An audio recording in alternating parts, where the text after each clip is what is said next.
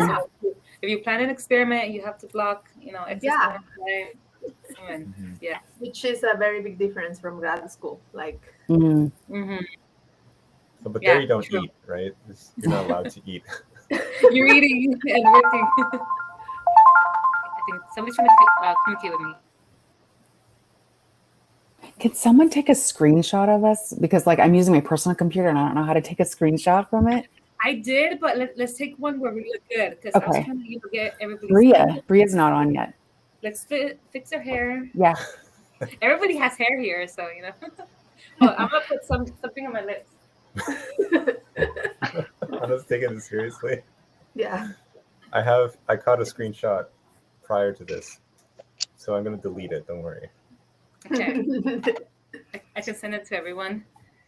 And then we all fit because also Daniela was there. So Catherine, I don't know. I could see Catherine at times and I couldn't see myself at times. So I'm sure it probably varies. Switch it to grid mode. You'll see everyone's faces. Yeah, on the bottom. I don't know what's going on.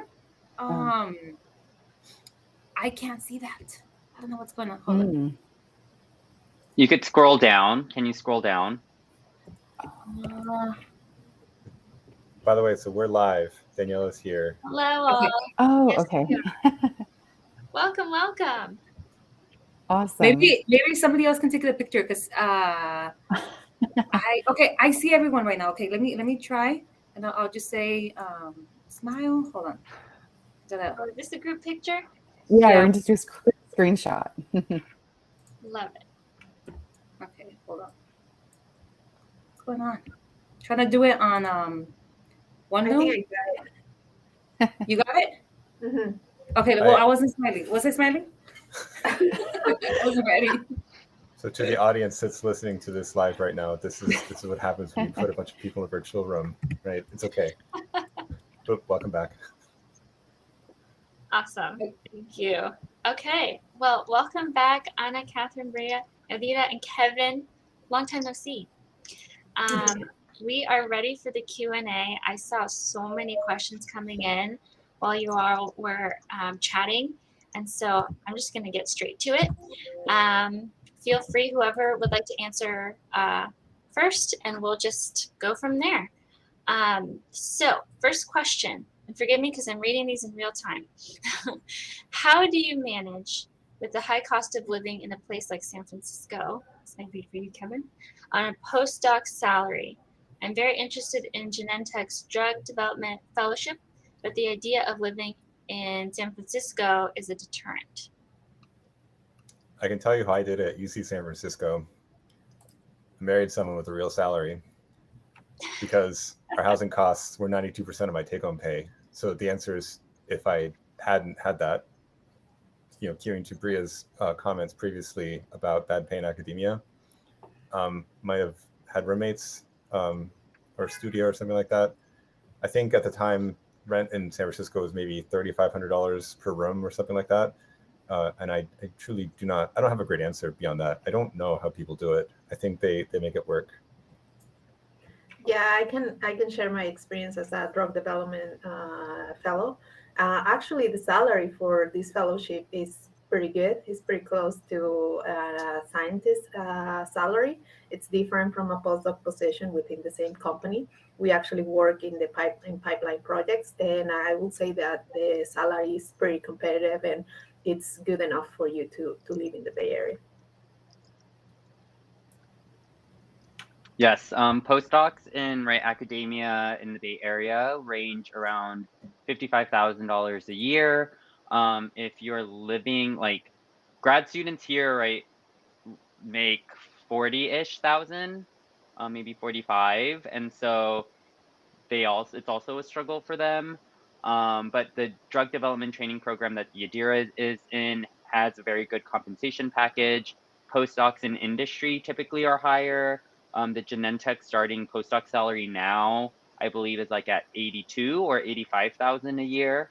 When I started in December 2018, it was at 70,000 a year. So over the course of 4 years, it increased like $15,000 starting salary, and then every year as a postdoc, you get a $2,000 bump in your salary, plus any base increase that the program has.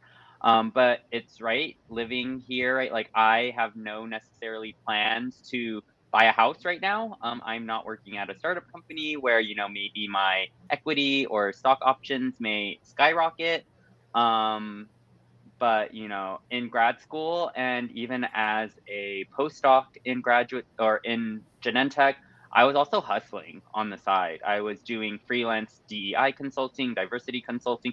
Oh, maybe I shouldn't say this. I was doing a lot of freelancing that funded me to do things. And in graduate school, I was like a program coordinator, program consultant, leading like different programmings that I was getting paid. And so I think that's actually how I saved money, was in addition to doing my PhD and my postdoc on the side, I was also doing paid projects.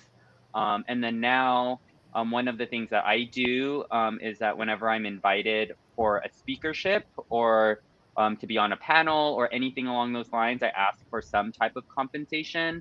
And that's because, right, there's a thing called the minority tax, where if you are a minority or a historically excluded person, people always want to go to you and ask you to do things typically for free, because they want you to like, oh, it's your passion, oh, you're paying it forward. Well, if you really value my perspective, then you would value my time with financial compensation. And that financial compensation is either to me as like an individual, or I have other orgs that I want you to donate to and support. So I have some other initiatives that I do that doesn't have funding, right? And it's like, oh, it would be great if you could donate to this org that I'm a part of so we could run more events on that end. And so more and more as time has gone on, I've seen more speaker or panel discussions. People are at least compensating in some ways. And so if your department is asking you to do stuff, if people are asking you to do stuff, ask them for money. And if they say, oh, that's not in our grant, well, then you say, well, in your next grant, you have to put it in, because you cannot keep relying on free labor, especially from those coming from historically excluded backgrounds, because you're further continuing the disparities that, like the pay disparities that are already there, because you're not asking these, majority cis white men to be on your diversity panel to spend an hour or two to like, help you look better. And what do they use that time on? They use that time on to like work on their projects. And so, as many of you probably may have heard, right, during our break, right, we were answering emails, we were doing all of these other things. But in addition, it's because we appreciate this, and also Sockness, I feel like, values our commitment and values our time. And so that's another soapbox I'm on, in terms of don't do stuff for free, ask for money, and value yourself and value your time. Unless it's like, I'll go for free to my alma maters, right? Because that's like, I feel like some type of things for them. But other people that ask them for money. They'll find a way if they really want you to compensate you in some way. So I think I should piggyback on Bria's excellent comments. Compensation, I think, is something that people really, at least even including me to this day, people who come from academia don't know how to deal with this. They don't understand. They grow up in this culture that, as Bria remarked, really profits on unpaid labor. So then, my postdoc salary in September 2016 was $60,000, $60,592, right? And it didn't really go up a whole lot. The only reason it's that high is because the postdocs were unionized within the UC system, right? And UC doesn't necessarily like dealing with them, right? But there are people who could get minimum or less $40,000, $30,000. And so, when you make this jump into industry, you remember that you are a person, you are valuable, your time is valuable. And as Bria remarked, you really should get paid for what you do. And I assure you that the PIs, when they do consulting on the side, which they do, which you're free to do as a grad student, a postdoc as well, right? You determine your rate, you can do that. But the PIs under the compensation plan typically can do consulting, and they may charge anywhere from $200, $500, $700, $2,000 an hour, right? So, it is a hustle, right? And you should not feel bad about getting that compensation, right? Definitely remember that people will pay you a lot of money to break the world. Fewer people pay money to make the world better, right? But there is a happy medium somewhere in there, and it's really up to you to find it, and don't let people sell you short. Awesome, thank you. This is actually kind of related. The next question is, Do companies pay postdocs better than universities? What's the pay difference between a postdoc position and an entry-level scientist? So yeah, entry-level scientists, right? It depends if you're at a bigger company or you're at a smaller company. So just really quick, if you're going to a startup company, most likely your salary will still be competitive, but a lot of your compensation will come through equity or come through stock options.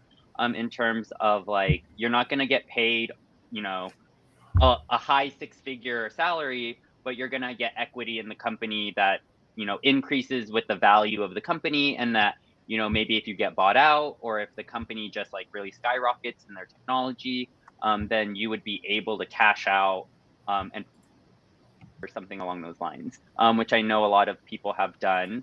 I have one friend that worked at a company for a year, like quit their PhD, worked for a company for a year. This was in like battery technology, and the company was bought out, and he made $500,000 for working there for 1 year, right? And so it's just kind of crazy how certain aspects like that could happen.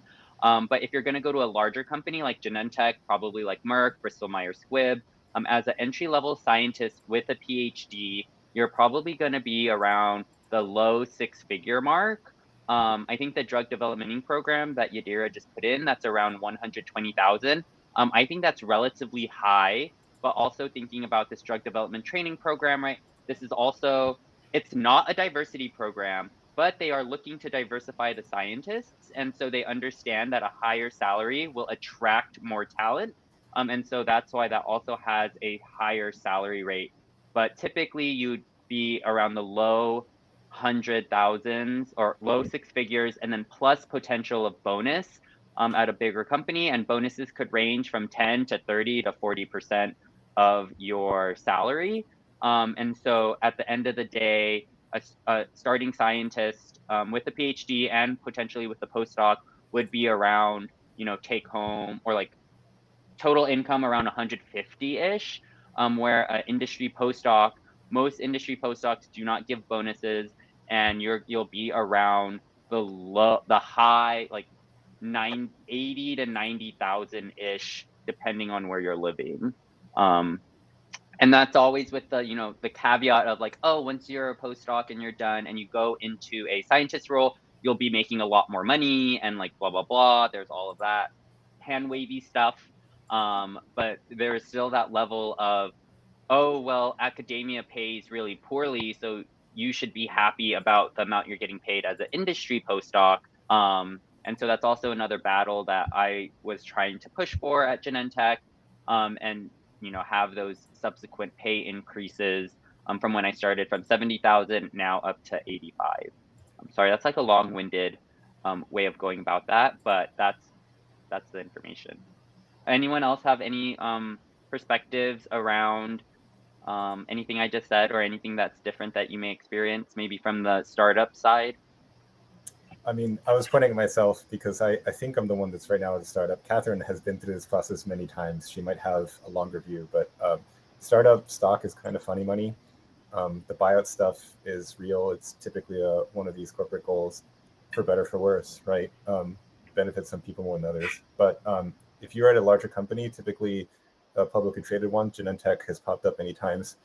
The stock options that they give to you, I think, are at a slight discount, and you can always sell them. Right? This is a part of your total compensation package.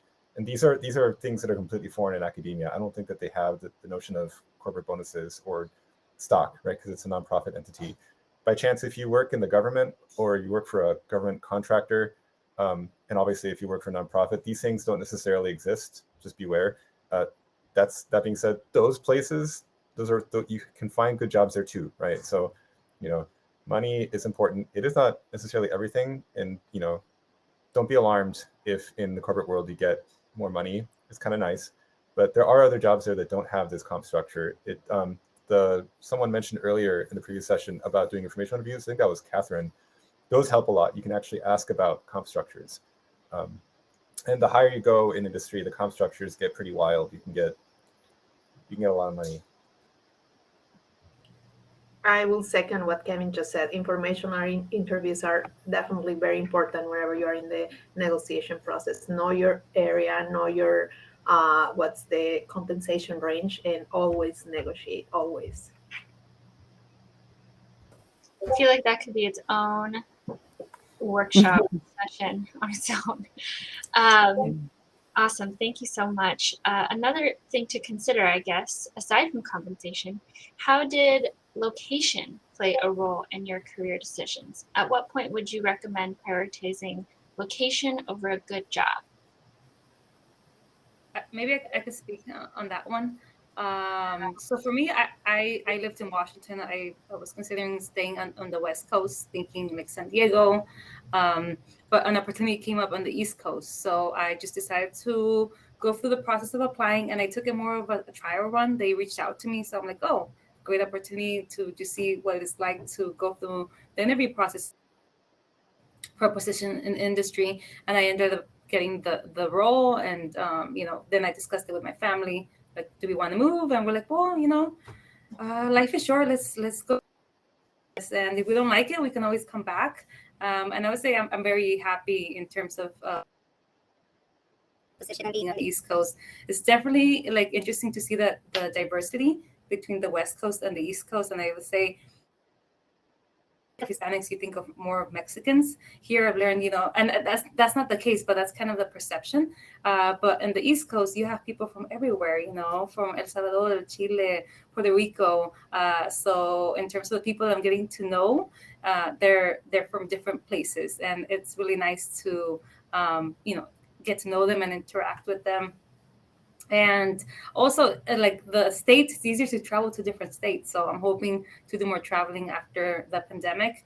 But in terms of going back to the compensation, I would say I got a pretty good salary. They some companies will ask you upfront what your salary range expectation is. And I just want to make sure, I always say give a range, don't give a number.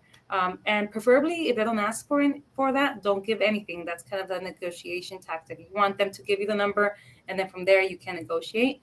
But they want to make sure that you're like within line. You're not asking for $200,000, $300,000 for an entry level position in the industry. But there's flexibility for negotiation. So they gave me, I would say a good salary. I negotiated.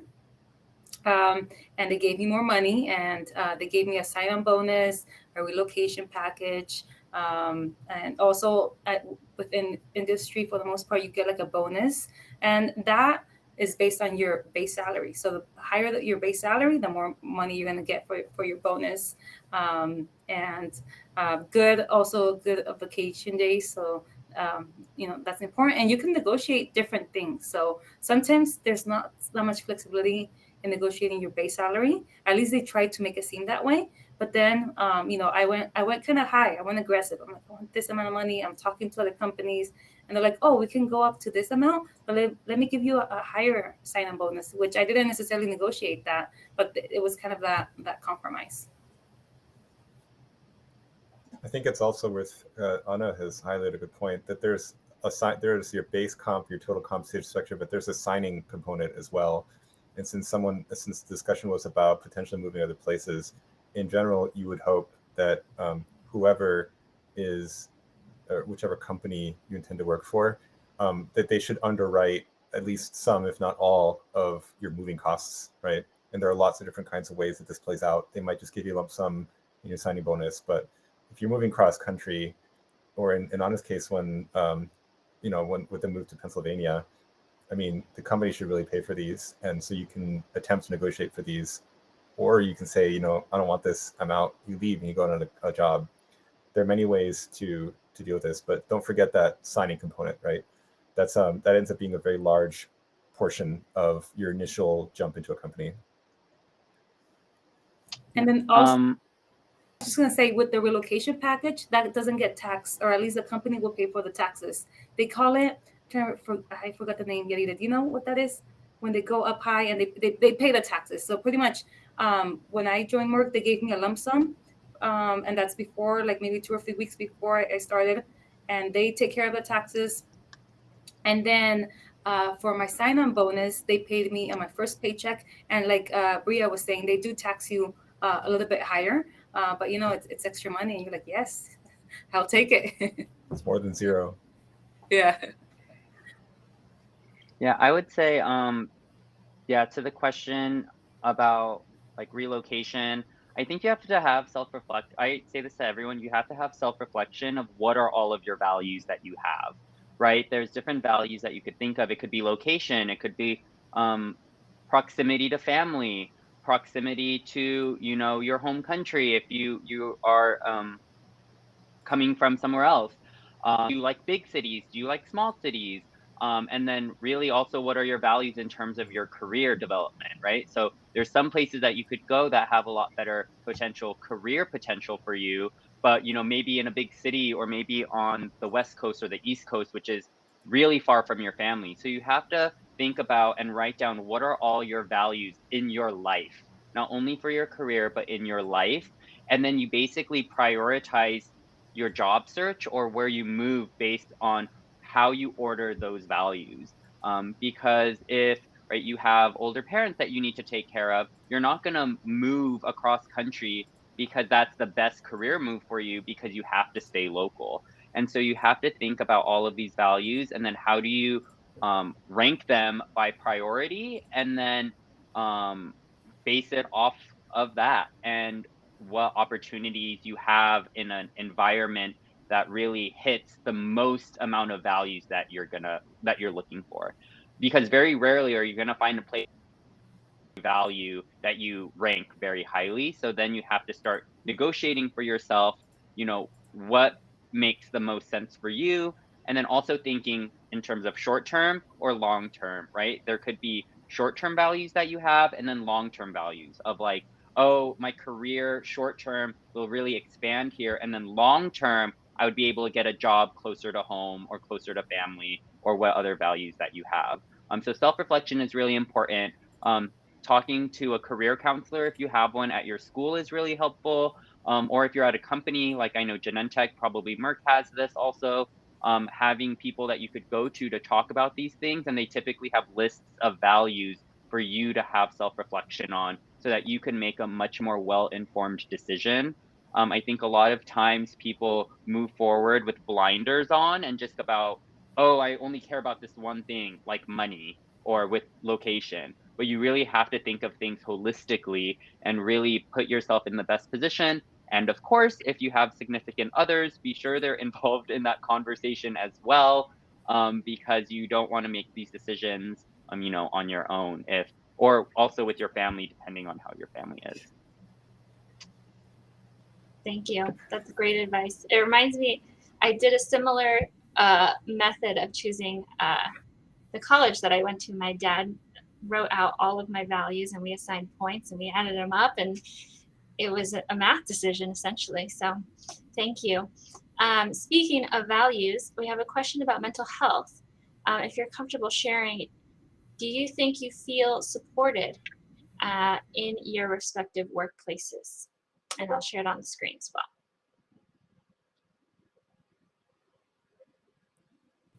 I'll be really quick since I already said this. I'll say yes. But then I think that's because when I interviewed, I was really honest, because when I took the gap year, the companies I was interviewing were like, you don't have to tell us why, but we are curious why you haven't been working in a lab for 8 months.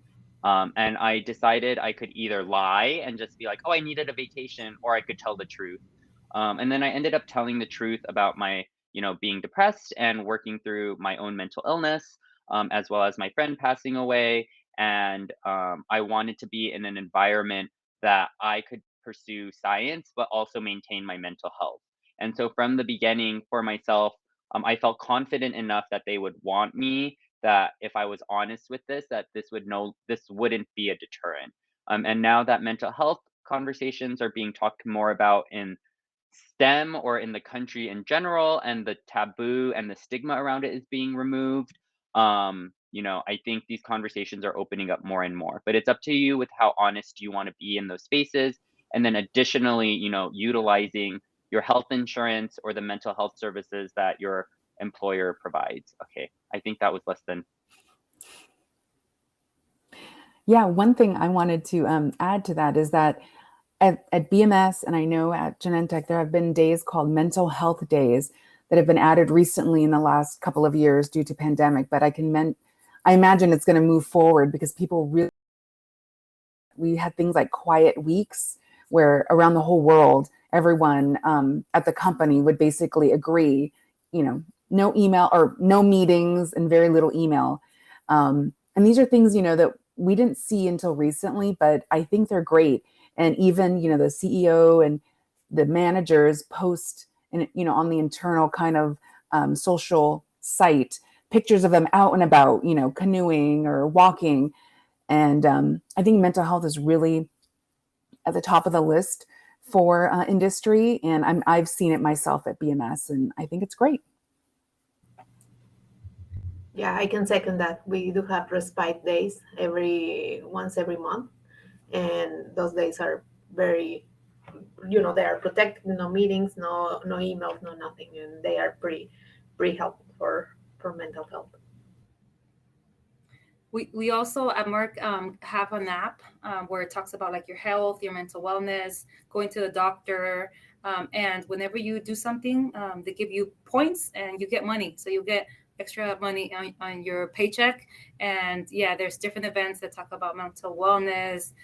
We have like a social platform where they'll post things. We have like a gratitude calendar. So every month somebody posts it. I don't know who does it, but it has little quotes or little things to do for gratitude and for mental wellness. And they know that it's important. And they also do like they call it like a pulse. Every quarter they'll ask you questions of like, how are you feeling? Are you having work-life balance? What can we do to make things better? And from there, they really take it seriously, and they try to incorporate it, like especially in the summer. I think on Fridays they try to limit meetings, so that way you can either get your time for work, or you can kind of like head out early, because I think you have that flexibility. Nobody's really checking on you if you're clocking in at a certain time or clocking out. And I really like that. Like my husband jokes around that when I like, wait until you get to the real world. Like, like you're going to have a structure, blah, blah. No, like I really don't. I'm not a morning person. I'll say that. So, I can get to work at a certain time, but I make sure that I can work within that time and, to be able to finish, or I can work a little bit later. Like my friend, Yvette, that she posted in the chat, she's a morning person, so she gets to work at 6:30 and she gets to leave early. So you have that flexibility to kind of work around your schedule, and I really like that. And I think it definitely provides that like mental health and wellness. And there's a gym here right now. We're not using it because of the pandemic, but after the pandemic we can go in, and it's free. Before it wasn't free, which I thought was kind of odd. Like you'd have to pay for a membership, but now it's free. And I think they probably put that in the post, like, would you like a free gym membership? Of course, we would. And you can get massages there, and there's different classes. I think maybe for the massages, I'm not sure, you might have to pay a little bit, but it's not too bad. Wow. I don't know if you saw, my eyes got big when I heard a quiet week. That sounds amazing. Okay, another great question. How do you all navigate white spaces when there is little to no diversity?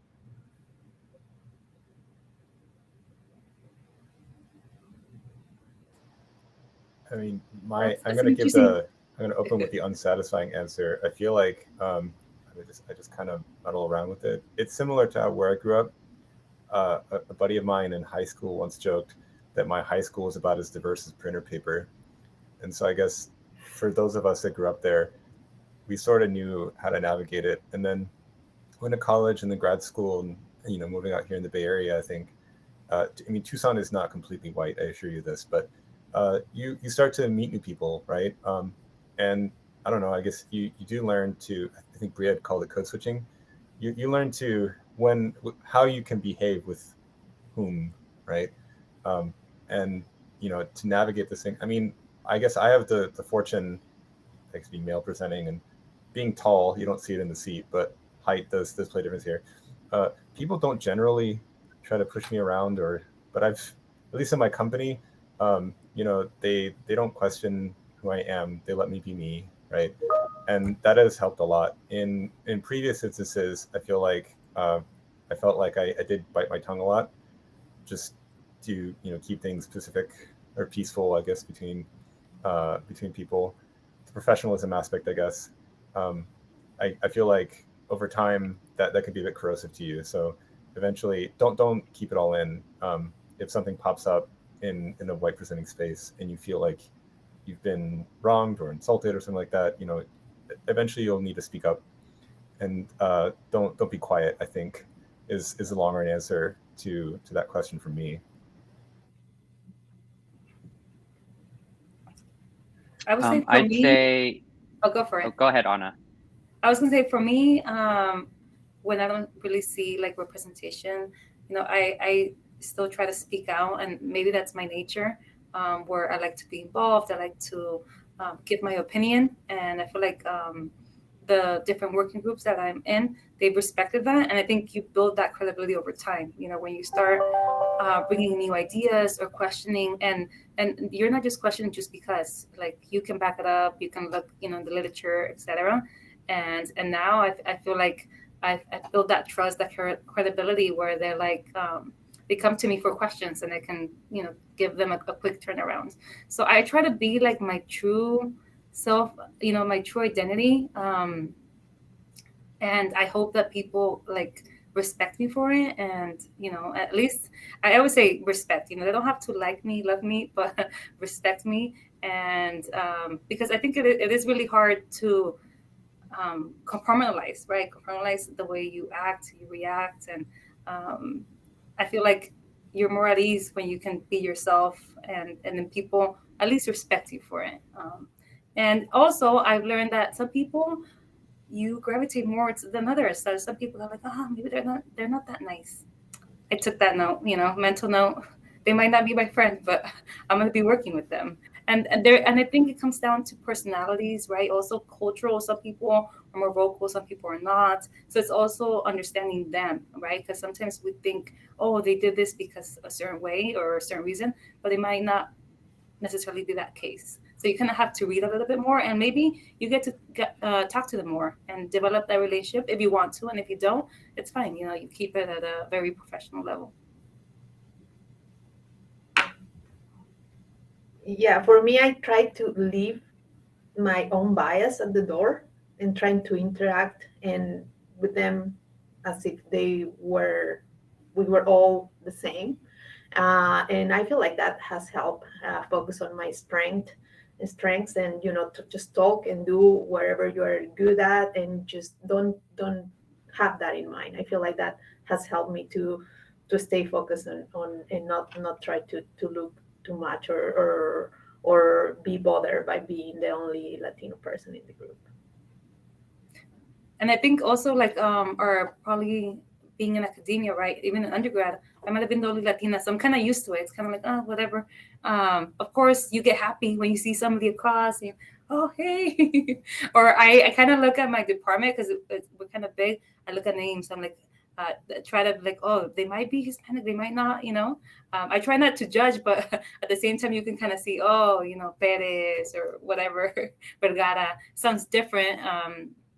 So then I might try to connect with them, separately for the meetings, and just to get to know them. But I would say at the same time, I get to know like anyone and everyone. I'm very open, and I feel like everybody has their own perspective, their own story. And I just like interacting with people and getting to know more about them. Yeah, I would say you always want to make sure, right, you're in a place that you're not gonna, I think it's really great to be authentically yourself, but you also have to make sure, right, in spaces professionally and personally, that you're doing things where you're physically safe and not putting yourself in harm's way in that context. And that also that you have hopefully a good support network either within the company or outside of the company to be able to discuss things when situations may arise. But career moves on and you get more credentials where people like see you may have a degree, or with Catherine you have tons of experience, right? They start treating you differently, and that you could start using that platform as a privilege to be able to be more authentically yourself.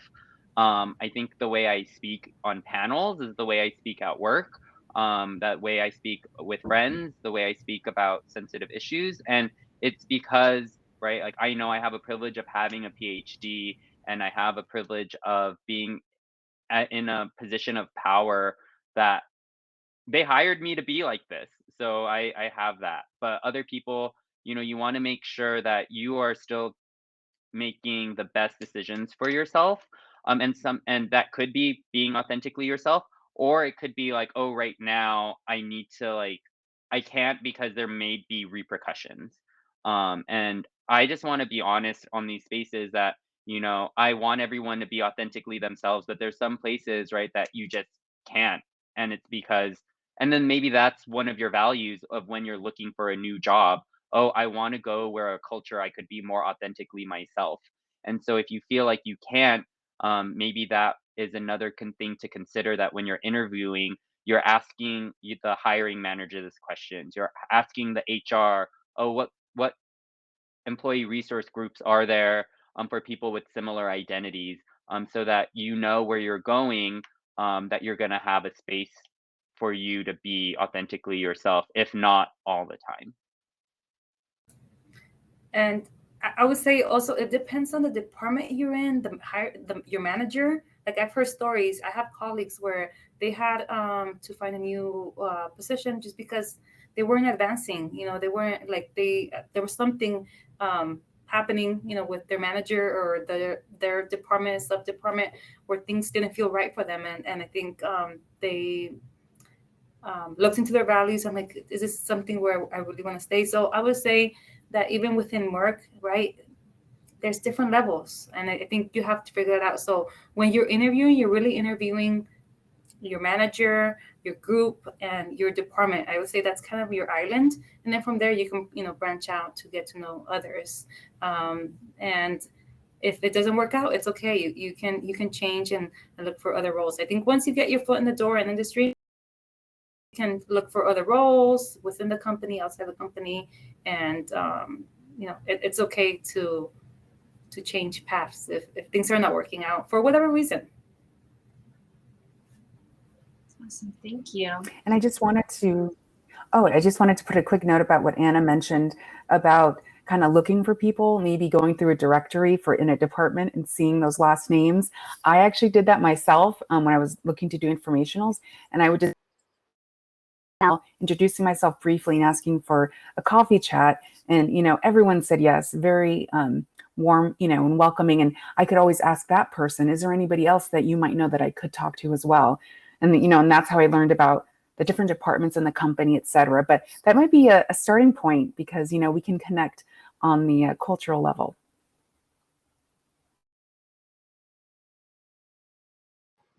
Thank you. Lots of questions coming in, so this is fantastic. How do you keep the spirit of the scientific pursuit alive when working for industrial purposes? Do you have any anti-burnout tips that you've learned?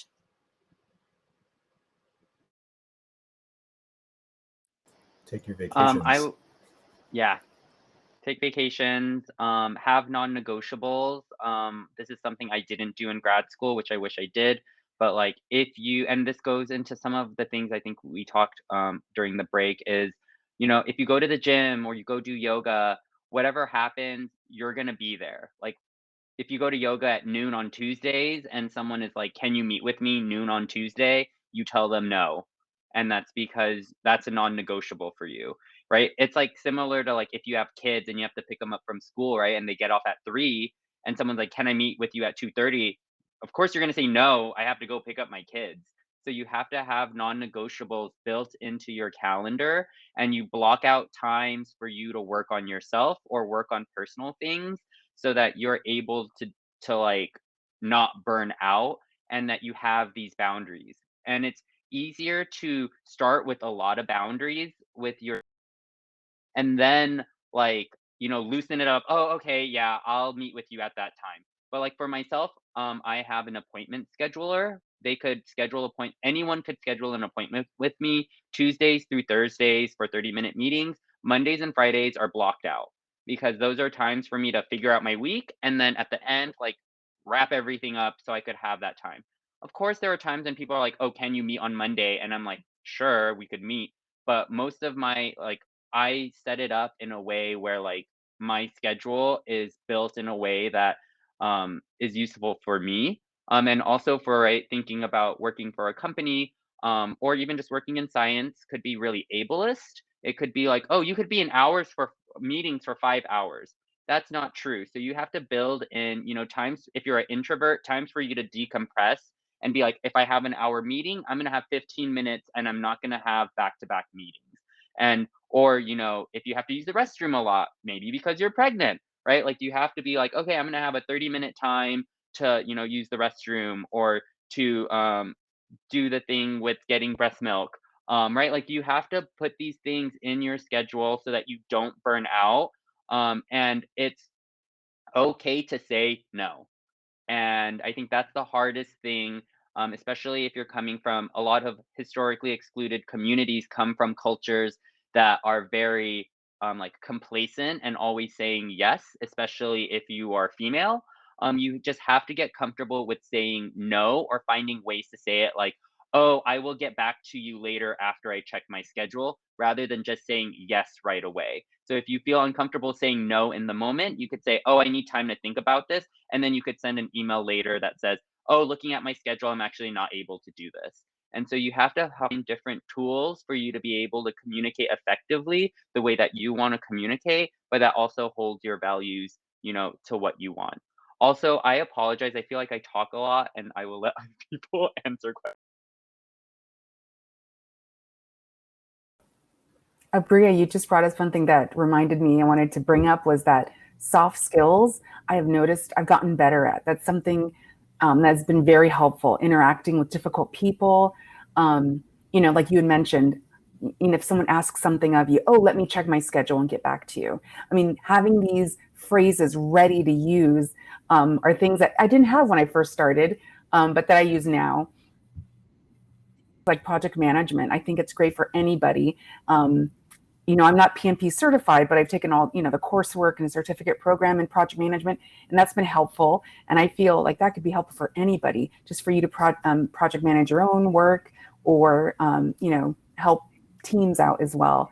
But I say soft skills are another thing to develop if you're looking into some kind of progressing and interacting with people, because that's a big piece, not only the technical piece, but the soft skill piece. Awesome, thank you. And I know we're approaching our time, and there's still a lot of questions. I want to be respectful of your time. If you need to leave, that is okay. If you can stay a little longer, that would be fantastic. But before anybody goes, I saw several questions about how to connect with you. What's the best way to connect on LinkedIn, or if it's another method? I noticed a bunch of us are posting LinkedIn in the chat. By all means, LinkedIn, I'm on Twitter, unfortunately. But also, you can Google around. We'll try to leave our contact info, spread it as wide as we can. Say the same thing. I'm on LinkedIn and on Twitter as well. Awesome, thank you. Yes, keep them coming in the chat then.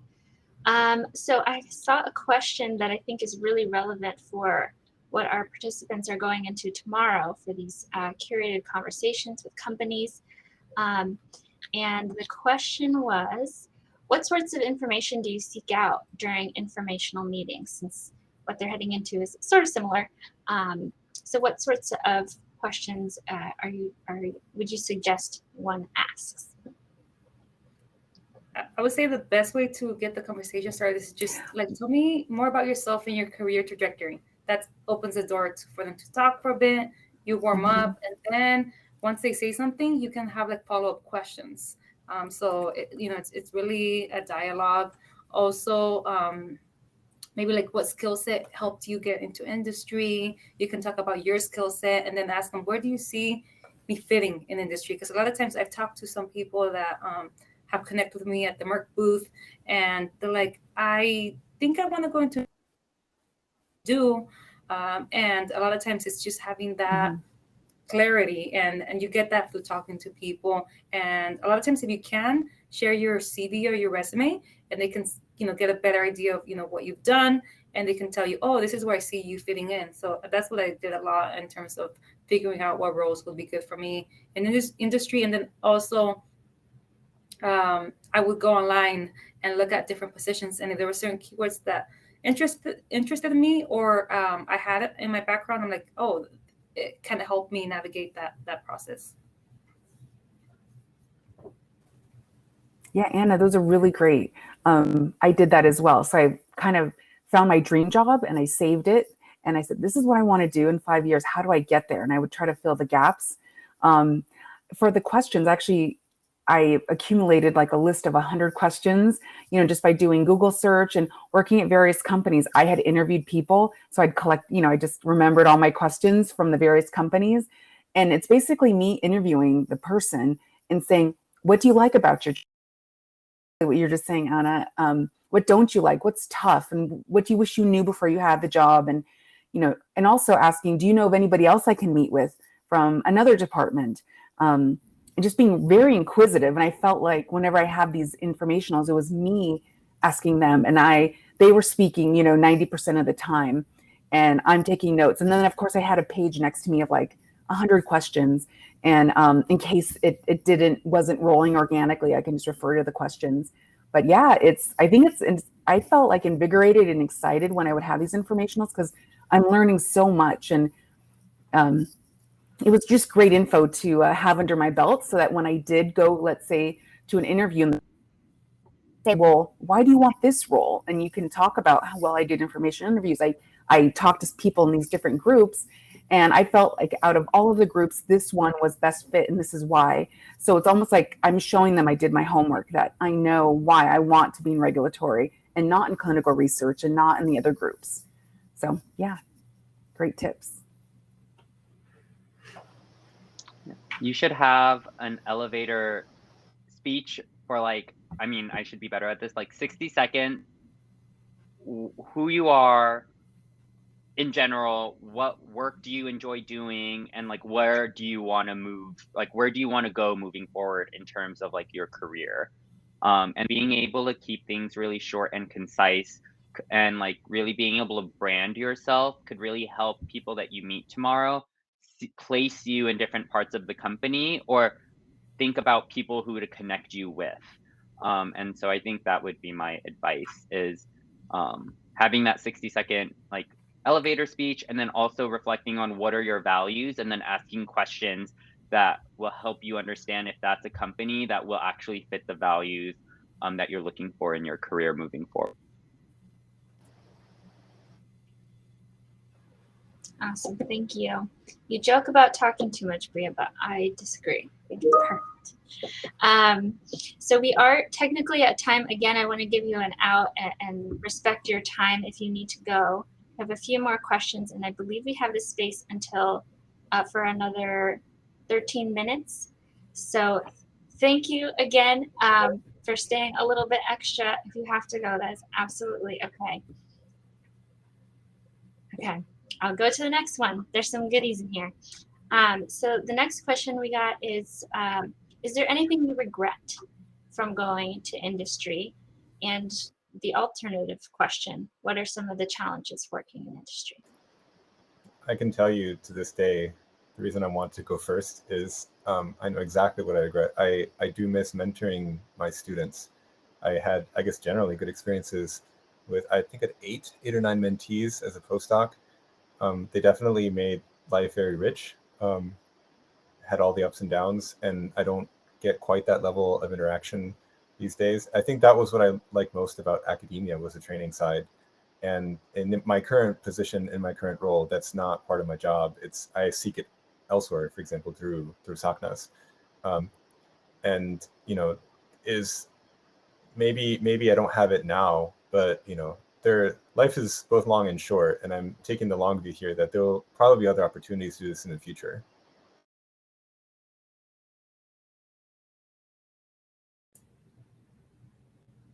I would say for me, I don't have no regrets, nothing.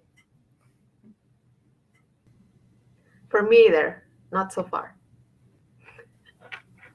And I don't either. Wow. Kevin, I just wanted to mention about mentoring.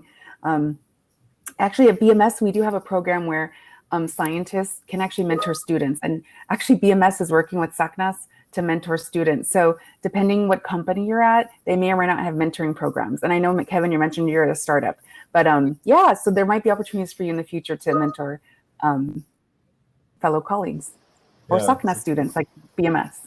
So thanks for that, because it is worth mentioning, underscore, maybe I don't have this now, but I might have in the future. So there are places like BMS where this happens. You can mentor many different levels. You can mentor up and down. So don't fear, don't give up. I haven't given up, and I've always found my exits elsewhere, and life is still fulfilling. And I don't know if Yadira has any information about this, but there was a big push that I was trying to do. I don't know what would happen, but with SACNAS and thinking about industry chapters, having like regional industry chapters. So we were thinking at some point of a conversation of like an Oyster Point where Genentech and where Kevin's company is and all these startups. Like I think BMS is also nearby and Merck is nearby in the Bay Area. Having like a regional SACNAS, and maybe it's housed at Genentech, but it's like a network of companies, and then putting together different types of events for virtual or local events. I'm not there anymore, so I don't know what's happening there. But maybe this is also another push. People at SACNAS are listening to this. I used to talk to Eric a lot about it, so I'm not sure whoever took Eric's position, really trying to iron out what that means and how better to support places there where there are SACNistas, because a lot of people in the Bay Area go to Oyster Point to work, but they're at a small company, not like Genentech, which they have the infrastructure to support a whole chapter. And so there's that. Definitely something that I will bring up to our board meetings and try to follow up on that. And also, Yadira is joining the chapter subcommittee at SACNAS, and I'm part of that. I was a chair last year, and now we have Shaymar. We're discussing how we can grow our professional chapters, and we've discussed of having regional chapters. I've also brought up like maybe having virtual chapters, because you can expand your network that way. And if you're not, if you're in a small city company, you can kind of find your network that way. But Merck has a mentorship program where you can mentor interns or co-ops. So I had an opportunity to mentor an intern last summer, and they just match you, and it's more focused on the professional development side. So I helped her get ready to apply for jobs in the industry, and she got a job in J&J. And I walked her through her resume, her LinkedIn, and also her demeanor. Like when you talk to people, what are you doing with your hands? Are you touching your hair, etc.? And that's important, because that's how you're portraying yourself, how people see you, and also like how confident you feel. And I feel like that really helped her to find a job in the industry. So there's opportunities within Merck, and I'm also part of other organizations where I mentor people virtually. So I would say I first of all, don't get tired of doing it, and the opportunities are very abundant if you seek them, whether it's in your company or outside your company.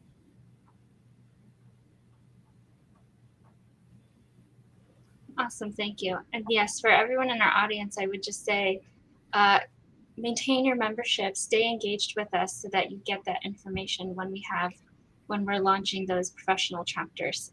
It's super exciting and part of the plan ASAP. So, okay, let's see. We have another question that I think Anna started to answer a little bit.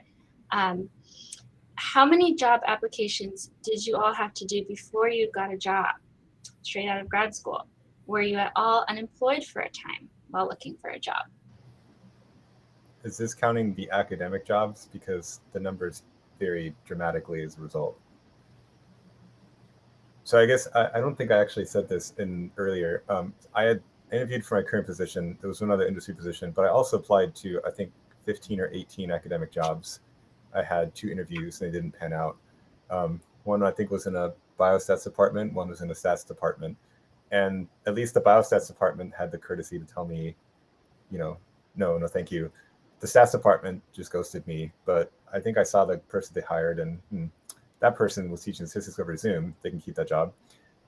I think that I didn't go about it the right way granted, I wanted to say in academia, right? But the principles are still the same. A lot of it is your network. And so actually, you don't need to apply widely, hopefully. Generally, the best way is to try to probe your network first and see what positions are available. You know, we've stressed a lot about these informational interviews. They're very helpful. But, you know, if you just start applying willy-nilly, it's kind of like throwing darts. Whereas if you apply a little bit more strategically, right, work smarter, not harder, was mentioned here before, maybe 3 to 5 might be sufficient. I think don't apply to just one unless you really want that job, you know you're going to get it. You know, but a lot of this really depends on you and your goals and your preferences, right? I don't pretend that my route is going to work out for you. Some of my students, I said I applied to 9 grad schools, got into one and didn't go. Some of my students from UCSF applied into 8 PhD programs and got into all 8, right? So our experiences vary very wildly. And you know, don't impute my experience onto yours. That being said, I think anyone here on this panel will tell you, you know, apply to a few, try to make sure that you understand what the job is like, talk to people beforehand, and you know, you'd be surprised at how quick those recruiters will respond to you. Yeah, and I think for me, I might have applied for 5 jobs. I kept an Excel sheet. I would keep track of my positions, when I applied, etc. When they denied me, I only got 1 denial, and the other ones were pending. But I felt like with Merck, they reached out to me, so I think that's ideal scenario, because then, you know, you're probably going to move faster that way than if you're applying for positions. But I mean, I've heard of people that apply and they get an interview and they get hired. So yeah, it was probably about 5. And they reached out to me in the fall. So I defended in May. They reached out to me in September. So I would say you can start within that like year that you're finishing up. And then I applied for some jobs here and there, but I wasn't very disciplined, you know, because you're busy. But then I had an offer by ferry, and I defended in May. So I had, you know, a few months just to focus on finishing up my PhD, and I knew where I was heading. So that was nice. Bye, Bria. Yeah, my experience also was very unique. Due to my internship, I was offered to come back, and that's the offer that I wanted to pursue. I feel very good with my team, and I really wanted to join Genentech. It was always the gold standard for me in biotech companies, so that it was my dream job. So I applied to a couple more other jobs while I was waiting for the answer for Genentech, that really didn't follow through the application, or I never got an answer. But yeah, that was, as Kevin said, that was my personal experience, and definitely it varies from person to person. And one thing I wanted to note is that, internal references are extremely helpful. And large companies, actually, I think most companies will actually reward the person that submitted your resume with money, thousands of dollars, if like anywhere from $2,000 to $5,000. I've seen companies offer if the person gets hired and stays for, they're there for 3 months. So we want to help you. And I personally have submitted resumes. I've people I know, people I don't know that reach out on LinkedIn, submitted them, and they've gotten hired. So it's very exciting. I love helping people get a job, but also I get rewarded. So that's another way in. And I know at BMS, we have someone from SAC, we can make sure, see if there are other opportunities, because BMS has a lot of leadership programs and development programs, in addition to internships, co-ops, fellowships, et cetera, in addition to entry-level jobs. So we want to increase the amount of Latinos that we have at BMS, and working with SACNAS is the way we're hoping to do that. So so if you do a LinkedIn search and you find out that, oh, there's someone I know who is working at Genentech, I'm just going to ping them and, ask them if they could submit my resume. So if they submit it, let's say Yadira submits it, then, and you get, you're going to get, a star on your resume, and those, because there's a recommendation, because Yadira actually have to write something to say, this person, I met them at SACNAS, they're very interested in this role. And actually, I've had HR reach out to me afterwards and ask me, so how do you know this person? Would they be a good fit for this company? And so I feel like I gave that person an extra, just nudge, and HR, listened to my recommendation. So yeah, do that LinkedIn search. See if you know someone who works at the company that you're interested in, and just say hi and ask them if they can submit internally. And actually, so the caveat with that is that you cannot submit your resume on your own. You have to have it go internally in order to get the money. But regardless, that's another little sneaky thing to help you kind of maybe get a little leg up. Yeah, that's the only thing. You need to first send us the resume so that you don't apply first to the job. Awesome, thank you. Okay, well, we are at time, extended time even. I want to thank you all again, Anna, Catherine, Yadira, Kevin, and Bria, of course. I see you dropped a lot of contact information in the chat, so thank you. If you didn't get your question answered, maybe people can follow up with you there. And just thank you. Again, this has been a wonderful conversation. Thank you for staying extra, and have a wonderful rest of your day. Thank you, everyone. Thank you. And everyone check out the Merck booth. There's resources there for opportunities. You can download some PowerPoints. Bye, everyone. Bye-bye. Next week. Bye, everyone. Thank you.